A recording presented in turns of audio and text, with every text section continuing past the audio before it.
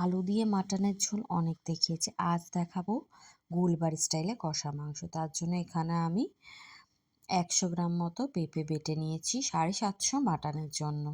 এখানে দিয়ে দেবো একটা পেঁয়াজ বাটা আর আদা রসুন বাটা, আদা না রসুন বাটা, একটা গোটা পেঁয়াজ বাটা আর হাফ চামচ মতো রসুন বাটা, আর দিয়ে দেবো হাফ কাপ মতো সর্ষের তেল, হলুদের গুঁড়ো দিয়ে ভালো করে মাংসটা চটকে চটকে মেখে রেখে নেব। 1 ঘন্টা রাখলে খুব ভালো হয়, কিন্তু 1 ঘন্টা না রাখলেও আধ ঘন্টা তো রাখতেই হবে। আর নিয়েছি পেঁয়াজ, বড় বড় 4টে পেঁয়াজ কুচি, 750 মাংসের জন্য 250 পেঁয়াজ এনাফ।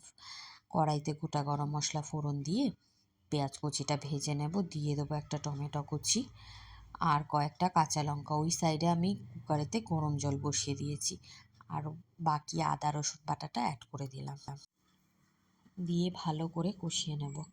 দিয়ে দেবো হলুদের গুঁড়ো 1 চামচ মতো, দিয়ে দেবো জিরের গুঁড়ো 2 চামচ, লঙ্কার গুঁড়ো ঝাল অনুযায়ী, যেমন ঝাল পছন্দ করবেন, দিয়ে ভালো করে মশলাটা কষিয়ে নেব।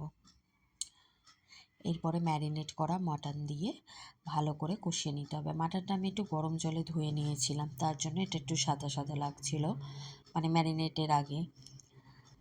তারপরে এইখানে ভালো করে এখানে কষিয়ে যেতে হবে, মিডিয়াম ফ্লেমে কষাতে হবে, লো টু মিডিয়াম ফ্লেমে কষাতে হবে।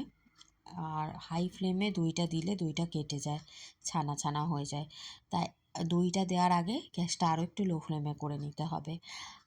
2 চামচ, বড় চামচের 2 চামচ মতো দই ফেটানো দিয়ে দিলাম গরম মশলা গুঁড়ো। ঝাল মনে হচ্ছিলো একটু কম হবে, তাই আরও একটু লঙ্কার গুঁড়ো অ্যাড করলাম। গোলবাড়ির কষা মাংসে লঙ্কার গুঁড়ো না দিলে হয় নাকি।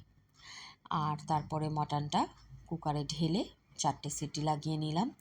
ব্যাস, গোলবাড়ির কষা মাংস রেডি।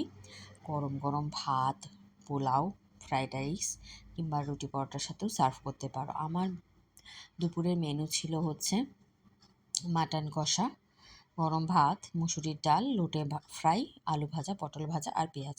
ভিডিও ভালো লাগলে সাবস্ক্রাইব